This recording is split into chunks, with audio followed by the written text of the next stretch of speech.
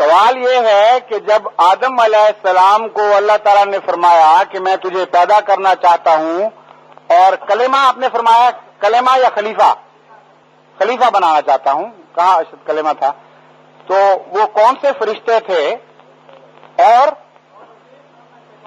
ان میں سے کون سا تھا؟ وہ کون سے فرشتے تھے؟ نہ آپ اس وقت تھے نہ میں تھا، صرف خدا تھا۔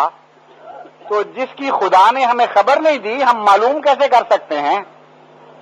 جب تک خدا نہ بتائے ماضی کا قصہ یا مستقبل کا، انسان کے دماغ کی پہنچ نہیں ہو سکتی۔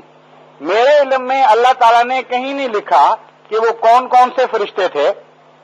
الملائکہ فرمایا، یعنی بحیثیت مجموعی فرشتوں کا ذکر فرمایا ایک جنس کے طور پر۔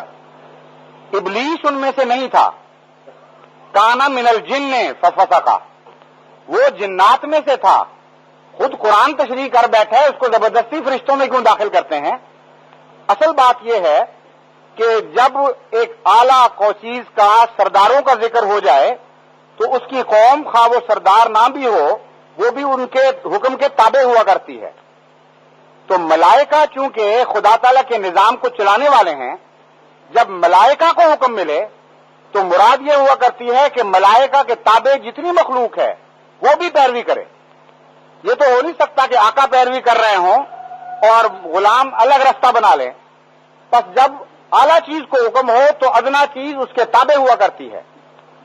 چونکہ ادنا چیزیں تابع تھیں اور شیطان نے انکار کر دیا، جن نے، جس کو خدا تعالیٰ جن فرما رہا ہے، اس نے انکار کر دیا، اس لیے اس کو سزا ملی، نہ یہ کہ وہ فرشتوں میں سے تھا، وہ فرشتوں میں سے نہیں تھا۔